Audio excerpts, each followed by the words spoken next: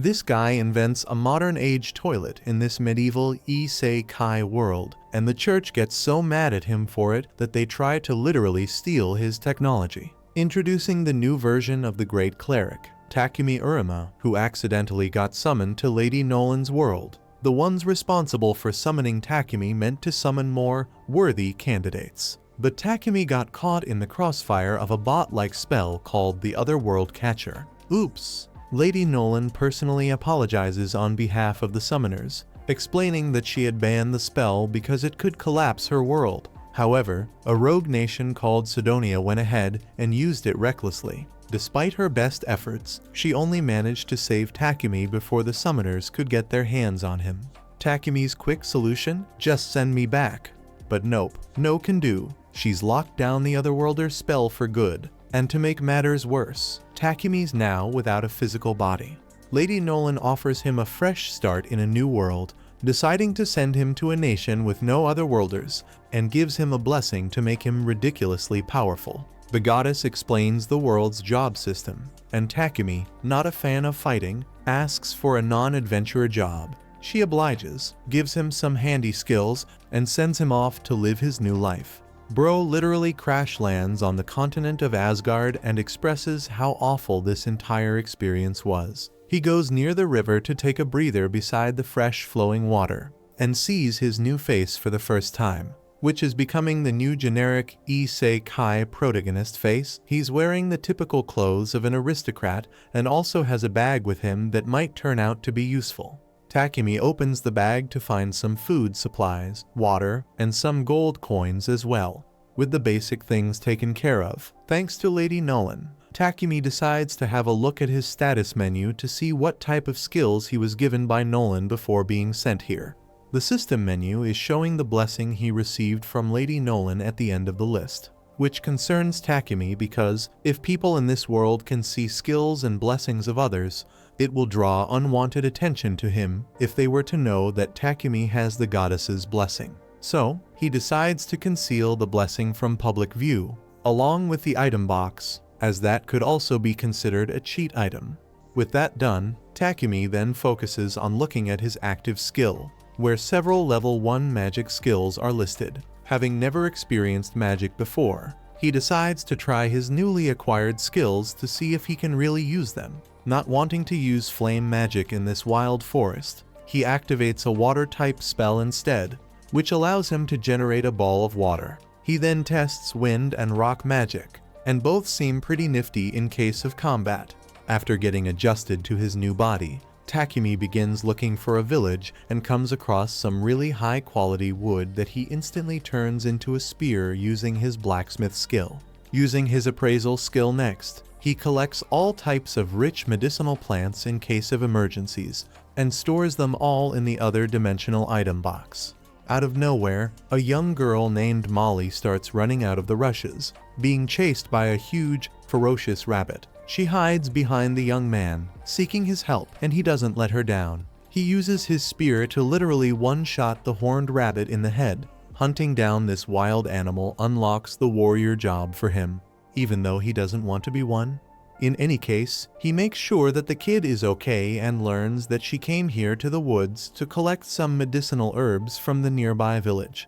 Because his goal was to find a village, he tags along with Molly and stores the rabbit in the item box right in front of her, forgetting the fact that he shouldn't show off his cheat skills to the people of this world. Meanwhile, at the Holy Sidonia Empire, 3 high schoolers find themselves in a large hall suddenly, and are welcomed by a cloaked woman who greets them as the new heroes of the world. Before explaining everything to them, she introduces herself as the first empress of this empire, Elizabeth, and takes off her cloak, revealing her creepy face. One of the heroes, Akane, unintentionally uses the blessing she received from Lady Nolan, which leads her to realize that Elizabeth is the type of woman who shouldn't be trusted. At this time, Takumi and Molly had already gotten to Board Village. Banga and Martha, Molly's father and mother, thank him for saving their daughter's life, and with that, he asks for permission to reside with them in the village for a short while. His request is granted almost immediately as they set out to build him an apartment. He is first shocked by the idea of building him a house, but he soon settles to help them out. Following this, he tries to use magic to level the floor, but he falls to the ground due to the intensity of the energy. The villagers are surprised that he can use magic, but are relieved and happy at the same time. They assured him that they would complete the building earnestly. Within a very short period, his house is ready and fully furnished. Having settled into the apartment, he decides to use his tiny brain to channel his inner blacksmith to create a new weapon. He makes use of the different types of iron ore he gathered, coupled with the magic iron ore, and hopes to use this to make some ingots. Even though this would normally require a large furnace, he uses his alchemy to melt the ores and mold them into an iron ingot. Since this was successful, his imagination runs wild with different options of things he could create using iron and copper. Later that day, Molly comes to invite him for dinner and finds him passed out from exhaustion in his apartment. He had used too much mana and ended up passing out. Fortunately, Molly found him just in time to get help. Just then, Martha scolded him while Banga gave him some healing potion to heal himself fully. Ignoring them, he continued to perform his alchemy, but under the strict supervision of Martha and Molly. Using his alchemy skills, he was able to extract different metals and make different utensils for the villagers. With the help of the blacksmith, he was able to make a spear for his safety. Later that day, Takumi meets with Banga to help him out with a few potions which he intends to replicate. He wonders why Takumi would use such potions because most of them are basic, but offers to give them to him when he states that he wishes to make portions using the medicinal herbs he has gathered. Hearing this, Banga offers to buy some of the potions when he's done making them. While Takumi is pleased with this, he hopes Banga won't have his hopes up. Later that day, Takumi spends his time making the potions by mixing some herbs and realizes that the color changes the more he mixes them. He claims this experiment brings back some memories of his childhood. When he finishes, he realizes that the same potions turned out in two different colors. He figures this could be because of the water magic he used and is determined to learn more recipes for potions. After that, he heads to the woods to get some more herbs and ends up biting an unknown leaf. It turns out to be poison. Just before his curiosity could lead him to his ancestors, he uses his magic to heal himself. Just as he survived the poison, he turns around to find a huge armored bear with blazing red eyes about to devour him. To defend himself, he picks up a spear he finds beside him and stands ready to defend himself from the boar. At first, he breaks the sharp part of the spear and throws it at the monster, but it bounces off the thick skin of the boar. After that, he tries to stab the monster's forehead with the stick, but its stone-cold head shatters the stick to pieces. Just before the monster could deliver a career-ending suplex, he dodges the attack. He tries using his winder cutter and rock ball magic, but it has completely no effect on the monster. While the monster approaches him, he tries to think as fast as he can to figure out what to do next. At that moment, he hears a sound from the bush behind him and turns around to find an injured poison spider. Just then, the monster charges at him aggressively and is about to hit him when the spider jumps at it to make it lose focus as it charges into a tree. After that, it turned around to face him one last time. This time, Takumi has nowhere to run, while the monster gets set to finish him off. He racks his brain to find a solution. Just as the boar is about to put an end to his sorry life, he leaps up in the air and uses his alchemy powers to slam a decompose magic on the head of the monster. This ends the monster once and for all. After that, he walks up to the injured spider, and it seems to be in a worse condition after trying to save him. To return the favor, he uses his health magic to heal the spider's injuries. After doing this, he turns around to leave, but is notified that he has to tame the spider. The thought of this shocks him to his bones, since it's impossible to tame a poison spider. Regardless, he goes along with it and asks if it would like to come with him. When it surprisingly says yes, Takumi names it Maple. Naming the spider causes it to evolve into a bigger spider, and Takumi takes it back to the village with him. In the village, the villagers are shocked to see that Takumi single-handedly took down an armored boar. They are more surprised at the fact that he was able to tame a poison spider. Amidst this, they got to have a meat party that night and come to terms with the fact that Takumis's arrival has brought joy to them. They hand him the uneatable materials from the boar which he could sell in the city. Meanwhile, the goddess is pleased with how good Takumi is faring in this new world. When Takumi wakes up one morning, he finds himself completely wrapped up in spider silk, leaving only his head visible. Although it's obvious that his pet spider, Maple, did it, he still gives her the benefit of the doubt, asking her to confess her crimes. She refuses to acknowledge anything, making him question if it was a good decision to have allowed this poisonous spider to become his pet. Feeling betrayed for being played with in his sleep, Takumi demands an apology from Maple. In response, she reluctantly apologizes with teary eyes, justifying her actions by stating that she felt lonely when he ignored her the previous night while working on the potions and ores, and that is why she subconsciously did it. Takumi understands Maple's perspective and decides to forgive her, apologizing back to her for not being able to give her enough time earlier to make it up to her. He promises that he will take a break from work today just for her and use that time to play with her. These words are enough to make Maple happy, and she can't wait to play with her master as she begins to jump on top of him extravagantly.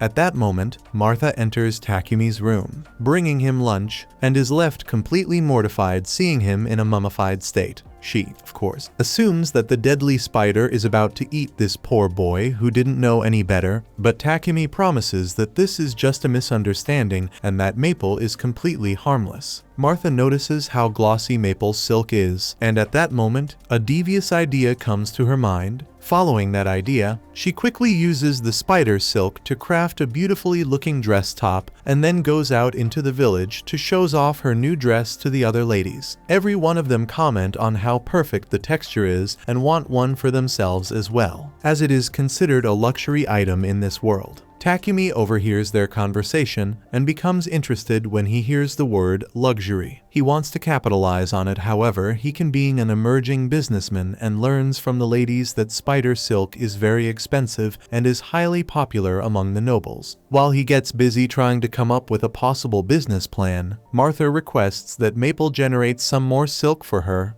this time with some elasticity, as that would make the material much more premium. Takumi becomes a bit jealous seeing Maple do whatever Martha wants and reminds Maple that they were supposed to play together today. Maple, in response, says that she's currently busy, so Takumi doesn't bother her anymore and heads off to do his own thing. He recounts his days here in the village and tells us that he plans to move to the city soon as he wants to learn more about alchemy. However, he has grown attached to everyone here, having lived with them for almost a month, and doesn't know how he is going to say his goodbyes to everyone. For now, he goes to the blacksmith store and receives his armor from Bobbin when Banga comes there, assuming that Takumi wants to leave. He encourages him to go to the city, as his business of production will grow even more there. The blacksmith mentions that a trader from Bolton is coming here next week, and that, for Takumi's good, they have already made arrangements with the trader so that he gets to have a ride in his carriage to the city. Takumi thanks both Bobbin and Banga wholeheartedly for showing so much support and heads back, where he runs into Martha. He notices that she is carrying a bucket and learns that inside are the innards of a horned rabbit that Banga hunted. According to Martha, these innards are the most delicious part of the horned rabbit. But before eating, they need to be properly cleaned and processed to ensure there are no hidden diseases or parasites left inside. Unfortunately for Martha, she doesn't have the materials to clean the innards, and that is why she is on her way to throw them away. But conveniently enough, Takumi knows purification magic and uses his cheat skill to purify the innards, turning the entire thing edible instantly.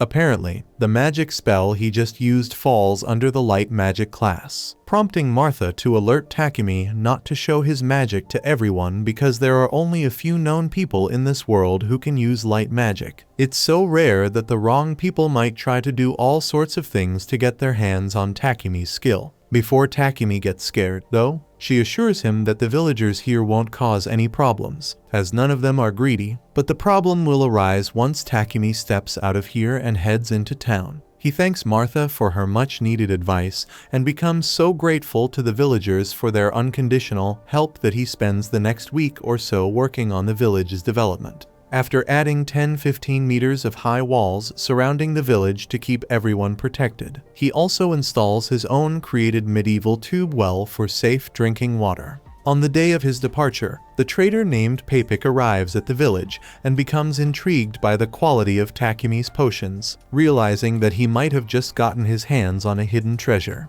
Meanwhile, Takumi takes his leave from everyone, and Martha gifts him his main character cloak as a farewell gift, saying that all of the villagers contributed equally to make this fine piece of clothing. Takumi truly appreciates everything the people did for him here and bows down to them at 90 degrees to show his gratitude. Minutes later, he departs from the village and starts his journey to the city with Papik and a group of adventurers who have been assigned the job of escorting Papik safely to his destination. These 3 adventurers belong to a C-rank party named Lion Fang, and all 3 of them, Heath, Reel, and Bogger, introduce themselves to Takumi. One of them, out of curiosity, asks Takumi what's inside his bag. Takumi casually reveals that he has a poison spider inside, which piques Reel's curiosity too much. As he gets too close to Maple, she hits him in the face, making him realize that he should stay within his limits. While they try their best to befriend the deadly spider, Papik discusses with Takumi about the potions from earlier, wanting to buy some from him. Their conversation ends abruptly, though, as Mr. Papik is forced to halt his carriage. Looking outside, they realize that they are being surrounded by goblins. Happily, Wilt, Heather, and Bogger step out of the ride to perform their guard duties. Before whooping the assessment of the goblins that they see, they figure that some other goblins are hiding in the bushes and set up a plan to take them out. While they go up against the goblins, Papik almost pees his pants. Meanwhile, the others take on the goblins and slice them all within no mercy. After taking out the goblins, Heath orders the rest to dissect the goblins in order to retrieve their magic stones. With that done, they all continue their journey to Bolton without being attacked. After 3 days, they arrived at their Bolton. This happened to be the first city Takumi is visiting in this new world.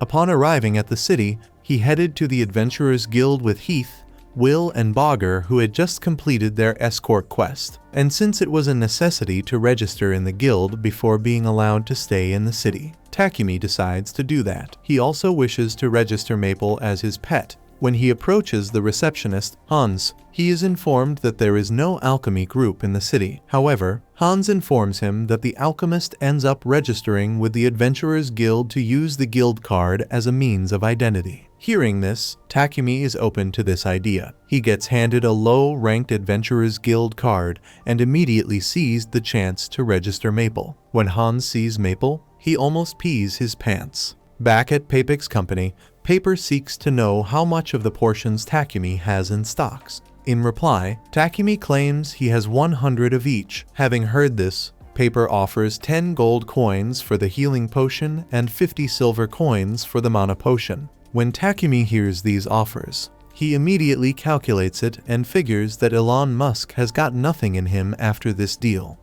Even with this, Papik apologizes for offering such a low price. This leaves Takumi suspicious as to what kind of man Papik is and why he is so nice to him. While he imagines life as Wonder Woman's apprentice, Papik offers him a solution to the problem of accommodation, since he would be producing more potions from now on. At first, Takumi assumes that this would cost a lot and shoves off the idea, ignoring the broke-ass dummy. Papik calls in his butler, Thomas, to take Takumi to his new home with a workshop for production. Getting to the house, Takumi is shocked to see that it's a mansion. He has a sense of relief after being told that it costs just 1 gold and 50 silver coins after a month. This sounded more suitable for the cheapskate. Still in doubt, he figures the house could be haunted, but Thomas assures him that it isn't. Just then, he accepts the offer. Later that day, the two head back to Papik's company, and Thomas assures Takumi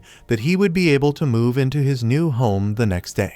On their way, Takumi senses a bad smell coming from somewhere. "Hey, you watching this? Did you just fart?" Anyways, he goes on to reveal that he has been perceiving this foul stench since he came into the city. Just then, Thomas reveals that it is the smell of the sewage underneath the city.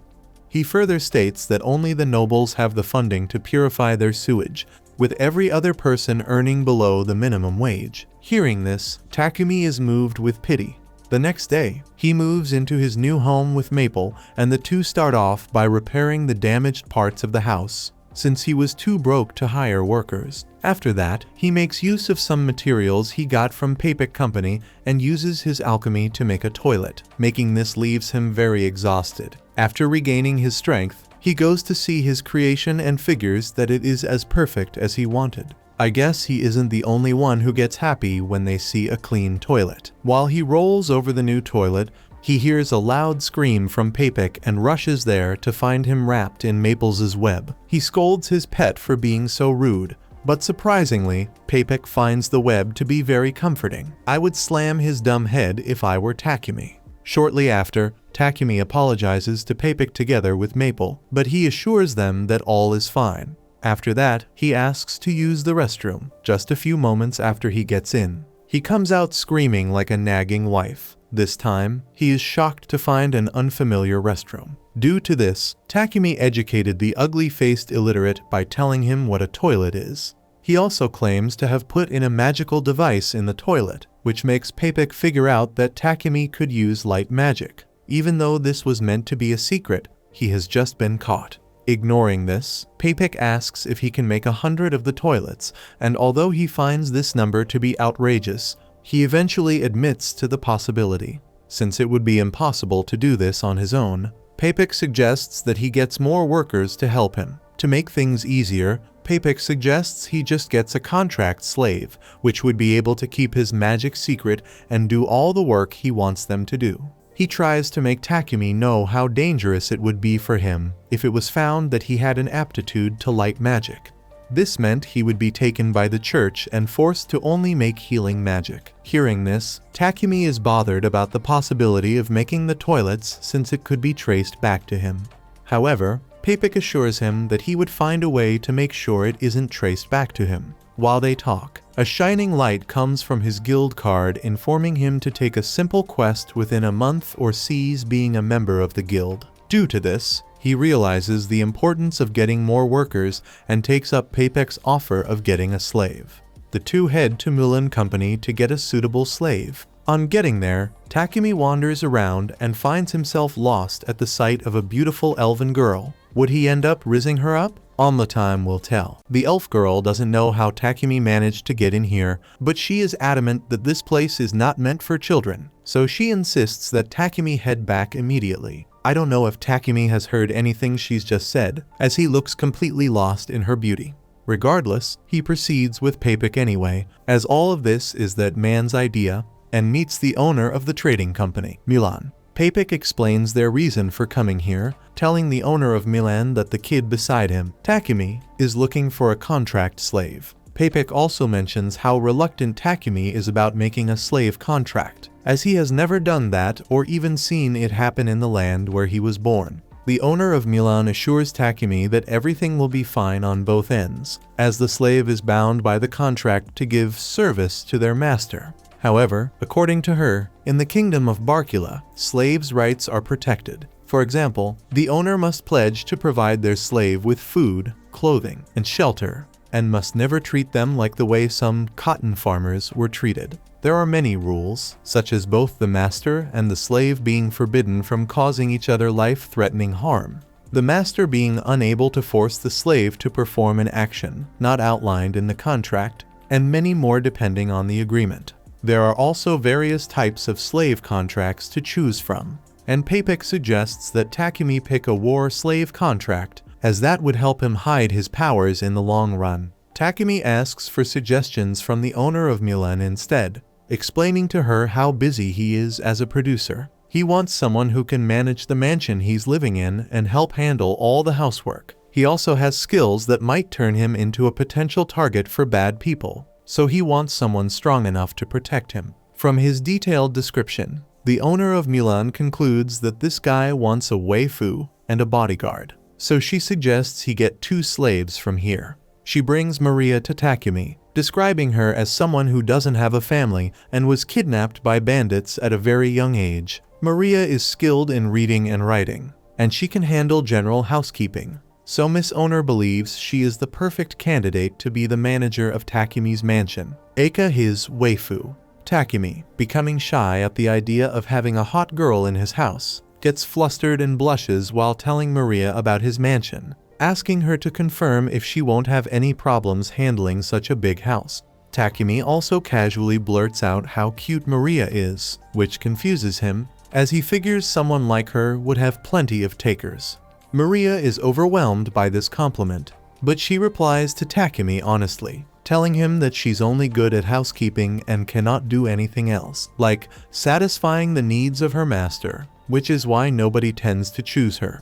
Takumi, who never had any intentions of doing so, agrees to form a contract with Maria and tells the owner of Milan to show him the other potential candidate to be his bodyguard. Unfortunately, the lady claims that they currently don't have any war slaves, to which Maria mentions that they have Sofia available. Miss Milan isn't pleased and reprimands Maria for speaking out of turn, telling her to quietly return to her room immediately and get her belongings ready. With her gone, Takumi asks Miss Milan about Sofia, but she refuses to talk about her, simply stating that Sofia has problems and isn't ready for contracts yet. However, Takumi's passive skill, intuition, tells him that Sofia is going to be the right choice as his bodyguard. So he pleads with Miss Milan to let him at least speak with her. She reluctantly takes him to Sofia's room, where they find out she's the same elf he met earlier in the garden. And possibly she's a princess, because that's the cliché anyway. Miss Milan summarized Sofia's life story, stating that she was captured 50 years ago from her kingdom during a war, and since then, she's been spending her life here. She hasn't been able to form any contracts with anyone because of a scar on her left ear, which people in this world consider to be a huge turn-off. Moreover, her right hand and left leg do not move well. But there's more. Her elemental magic and sprite magic, which are unique to the elven race, have been sealed away, ultimately making her a useless war slave. Even after hearing all of this, Takumi's intuition tells him that Sofia is the right choice, so he asks Miss Milan to allow him to speak with Sofia. As Miss Milan leaves the room, Sofia immediately tells Takumi not to bother wasting his time on her, as she won't be of any use to him. However, he believes otherwise and grabs her face abruptly to check her status. Discovering that she's an absolute beast with insanely strong stats, he realizes that he only needs to dispel her curse somehow and heal her limb impairment, and she'll become super strong again. To him, that seems like a great investment. So, he makes up his mind and decides to form a contract with her. He promises Sofia that he will help her with her issues, which makes Milan laugh, as she has never seen someone show interest in this problematic slave. In any case, from what she has already seen, she believes that Takumi is a good person. She entrusts Sofia to him and prepares all of the official paperwork for their contract. Maria comes to the room, expressing how happy she is that Takumi is bringing Sofia with them, indicating that she's really good friends with her. Without any further ado, Miss Milan casts the magic spell, officially forming Maria and Sofia under the contract of becoming Takumi's slaves. Milan is happy that both girls have found a kind master who's not going to take advantage of them. Takumi takes Maria and Sofia back to his mansion, where he is immediately welcomed with a tight hug by his pet spider Maple, who has been dying to see him. Seeing a killer spider as their master's pet, both girls instantly realize how dangerous this entire journey might turn out to be. Anyway, Takumi shows them around his house and assigns each of them their own individual rooms, as there are plenty of rooms in his mansion. Although they are already reluctant to accept such an offer, as all of this seems too luxurious for the likes of them. Takumi still mentions that there's also a large bath they can use, which has a magical device set up to keep it constantly clean. He suggests that both girls unpack and use it to get refreshed. While Sofia and Maria have their bath, Maria blurts out her surprise that their old master, Milan, agreed to let her go so easily. She recounts that Milan has never let go of any of her slaves, no matter the amount being offered to her. The fact that Takumi was able to achieve this makes her happy. Sofia, on the other hand, is suspicious of the fact that Takumi left little detail about who he was in the form he filled. She wonders if he is hiding his identity for good or for bad, wishing to know what he has in mind for them. He could use them for some workout sessions, don't you think so? When the two are done bathing, Takumi prepares dinner for them. Seeing the food, Maria is angry and disappointed that he cooked the food by himself, knowing that this was her job. This makes her feel unfulfilled and less of herself. To calm her weird-ass nerves, Takumi promises to let her cook from tomorrow. But she offers to start with cleaning up when they are done eating that night. To make her happy, he agrees to her terms and asks that they sit with him for dinner. Seeing as their previous masters never let them do this, they think it is rude. However, Takumi assures them that it isn't and asks that they join him. Later that day, he heads to Papek Company to pick up an item he had asked Papek to get for him. After leaving there, he comes across a church and is surprised that he had never seen it before. He walks in to find a magnificent statue of Lady Nolan there. Without hesitation, he gets on his knees to pray to her. After thanking her for blessing him, he remembers that the people of Sidonia always badmouthed her and wondered why they did so. At that moment, she reveals herself to him in a bid to answer his question. Seeing her makes him lose his non-existent cool. He begins to squabble like a little girl at a Beyonce concert. Ignoring his childish demeanor, she reveals that she has nothing to do with the church in Sidonia. Furthermore, she lets him know about the existence of two religions in this world, with two churches. The first church, called the Church of Creation, worship Lady Nolan, while the second, the Church of Divine Light, worship an unknown god. Sidonia had forcefully made people believe in the god of the Church of Divine Light, ignoring Lady Nolan. Even with all of this, she chose not to interfere. The fact that she chose to become ignorant had led to the Sidonians accidentally summoning him from another world. Out of guilt, Lady Nolan had decided to give him a super blessing. However, just then, she warns him that he would slowly lose the part of the blessing that helped him grow and meet people easily.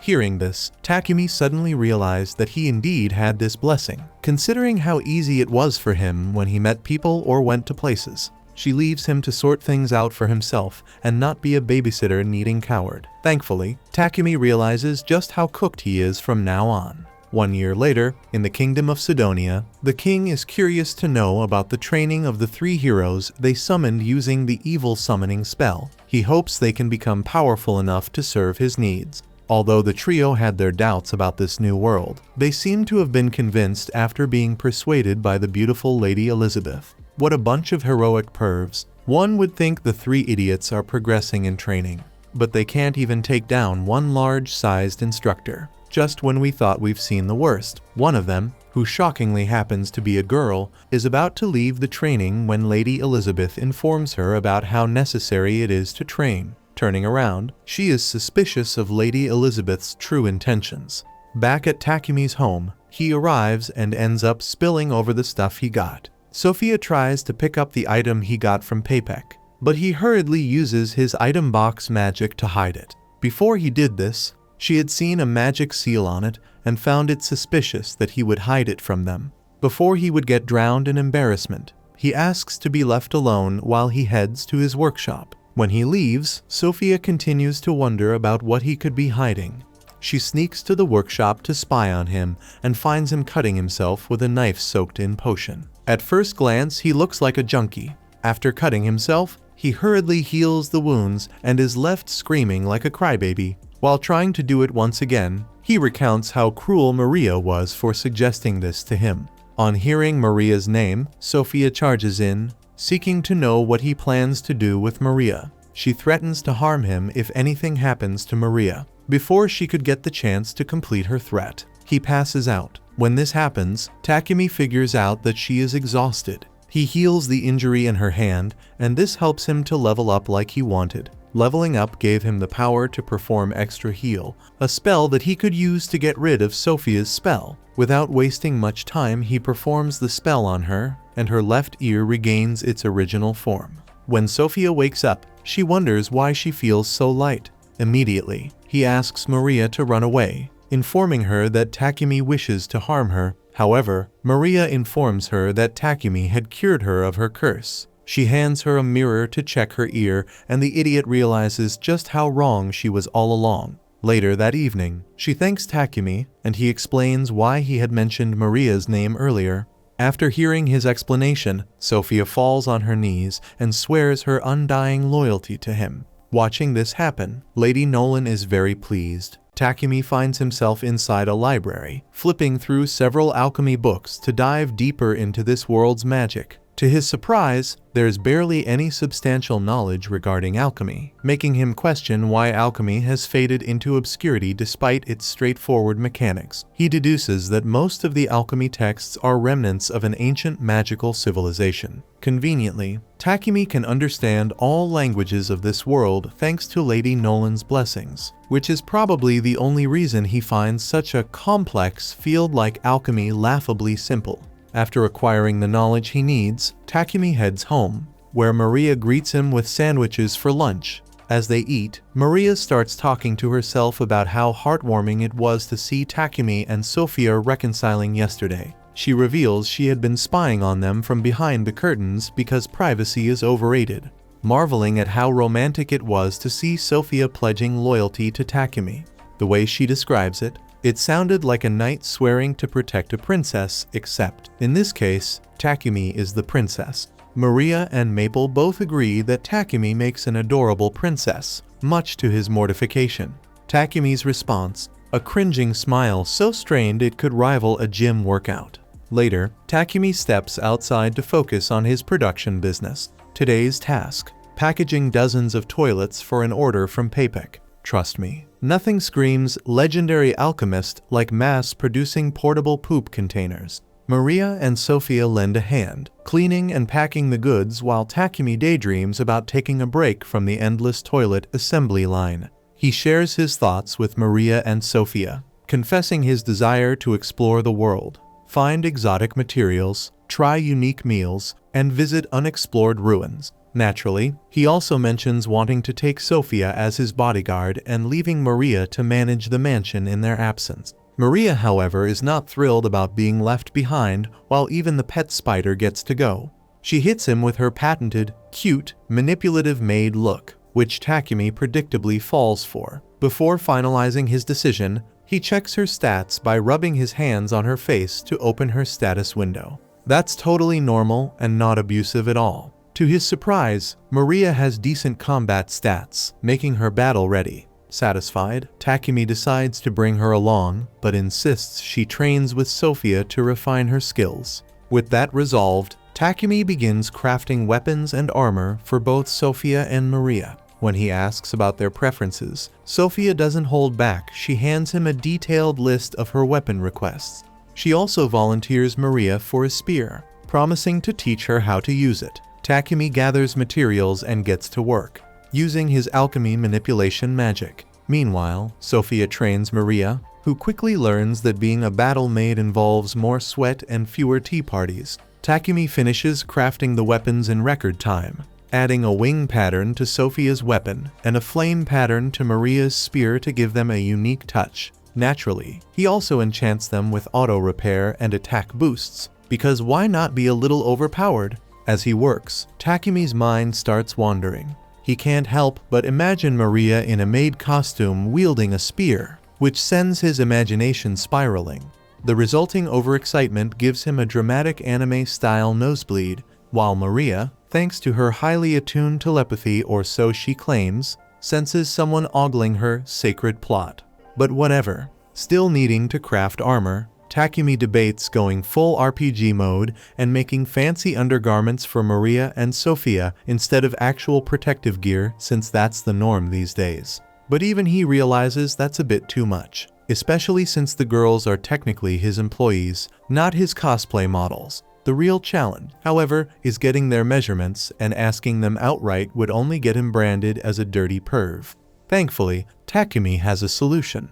With a villainous grin straight out of a shonen antagonist's playbook, he uses his alchemy magic to create life-size dolls of Sophia and Maria, and then proceeds to spend an uncomfortably long moment staring at their melons, because professionalism was never his strong suit. Anyway, bro lets his imagination run wild as the master of his two slaves. After several days, he completes the armor, which honestly looks nothing like actual armor. In Sophia's case, she gets nothing more than a breastplate, while Maria's armor is essentially just a red-colored maid outfit, since these girls' brains seem wired to never question whether they're being objectified. They take a liking to their master's creations. However, Sophia does raise an eyebrow, wondering how Takumi managed to match their sizes so perfectly without taking any measurements. Takumi, of course, keeps this a secret. He can't exactly reveal his pervy methods. After all, he then hands them their new weapons and also gives them some magical rings imbued with mana. With that done, the trio heads to the Adventurers Guild, as Sophia and Maria need to be registered to get travel licenses for venturing outside the city. After both girls receive their guild cards, Takumi registers the three of them as a new party, and also accepts a quest. Honestly, this anime felt a bit original with its reinvention of modern items. But then, it seems the author decided to take the generic isekai route again. Let's just see if the story gets interesting as it progresses. My yapping aside, Takumi is about to take a quest when a group of D-ranked adventurers shows up to pick on them, telling the girls to ditch Takumi and spend their time with someone more worthy than an F-ranked loser like him. Takumi doesn't take this disrespect lightly, even though he's internally terrified of the big, fat thug leading the group. He wants to protect his friend's honor. Gathering his courage, he stands his ground and uses physical enhancement magic to defend himself against the thug's attack. Just as things are about to escalate, the guildmaster arrives and puts a stop to the commotion. However, upon noticing that the thug's arm is broken, he blames Takumi for it, unaware that the injury occurred because the thug hurt himself by hitting Takumi. While the guildmaster scolds Takumi, Sophia and Maria, Hans arrives to inform him the white-haired idiot hadn't picked the fight, but was only a victim. The fact that he referred to the guildmaster by his title leaves Takumi shocked that the bald-headed angry bird is actually the guildmaster. Hans goes on to introduce the baldy as Barak. Ignoring his introduction, Barak orders him to heal the idiot Takumi had beaten up. After that, he asks Takumi and the girls to come with him. In what seemed like an interrogation room, Barak seeks to know what Takumi does. Although he is skeptical about revealing his true skill at first, he is forced to, after Hans revealed that there were traces of magic from the fight scene. Hearing him say this makes Takumi figure out how powerful Hans' sense skills must be. Even though he admitted to having magic, he claims that he didn't use magic on the bums from earlier. Furthermore, he reveals that he coated his body with charcoal from his item box. Hans finds this hard to believe, but soon finds it believable when Takumi adds that he synthesized the coal into diamond. Recognizing this as alchemy,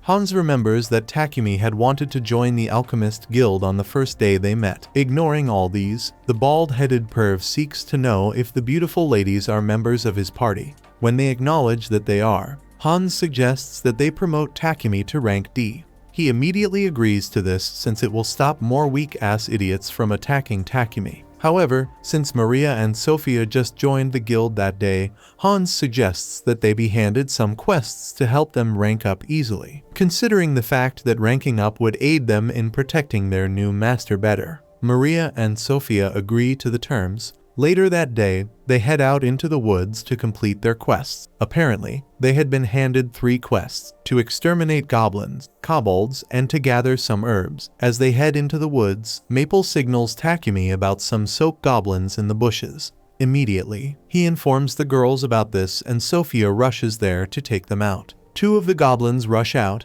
but have their legs wrapped by Maple, allowing Takumi and Maria to stab them. While they proceed, Takumi is concerned that they keep encountering a larger number of kobolds and goblins than normal. This is because they have killed a lot and still find more in their way. Due to this, Sophia believes that an encampment for the monsters could be around the area with a general in their midst. Hearing the part of the goblin general causes Armake to almost pees his pants. Sophia makes matters worse by stating that it would take 5 rank D adventure parties to take out an encampment with a general in it. Why does this coward look like he is about to cry? As impossible as this sounded to Takumi, Sophia believes that they can do this if they combine their unique magic skills to attack the monsters when they are unaware. As juicy as this plan sounded, the idiot we took as Armake wishes he was not here. To make matters worse, Maple, who serves as their surveillance earlier, reveals that it is about to evolve. Hearing this, Takumi hurriedly opens an emergency portal to a pocket dimension and sends Maple into it. Going further, they come across the camp of the monsters, and Sophia figures that there are about 300 to 400 of them. This number scares Takumi, and he reconsiders their options. So much for being a man. After figuring out the exact location of the enemy, Sophia, Maria, and Takumi raise their tightly fisted hands to reveal their magic rings,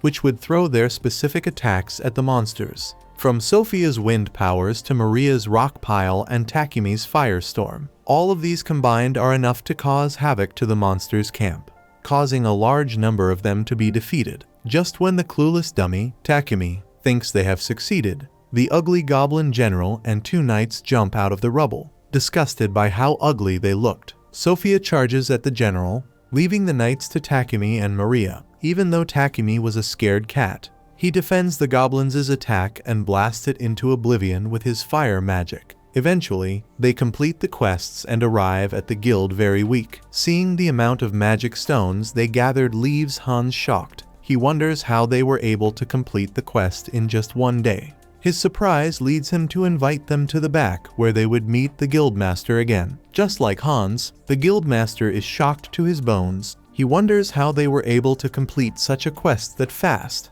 especially since it would take a large number of rank D adventurers to achieve the feat. Before he could blab anymore, Maple returns from its evolution in a half-human form. She firstly slaps the bald-headed dummy before revealing herself. While Takumi and Sophia are shocked at Maple's current form, Maria is excited that she can finally get to hear Maple talk. Meanwhile, Takumi gets promoted to rank E, while the girls are promoted to F rank. Later that day, Maria approaches Takumi to tell him about her plans to make some underwear for her and Sophia. When he sees the design Maria has, it seems like that of a man, so the perv suggests something more feminine by drawing it on the paper. Seeing this makes Maria blush uncontrollable as she begs him to make it for them. While they talk, Maple comes to inform Takumi of Papek's arrival. However, Papek had passed out after seeing Maple's half-human body. When he regains his consciousness, he informs Takumi that the Lord of Bolton has demanded to see him. This was because of the toilets he had made earlier to aid the town's purification process. When Takumi goes to meet the Lord, he gets thanked over and over again for his contribution to the town. This action makes him see the Lord as a good one. Later that day, Maple delivers the underwear for the girls. Holding it, they find it very comfortable and seek to know if they can put it on in front of him. I think I like where this is going. This causes the virgin dimwit to freak out, and he runs into his room, screaming like a little girl. Guys, the new 2025 manhwa is here. Click the end screen to watch when a bullied boy signed a contract with an ancient demon artifact. Check it out in high quality now.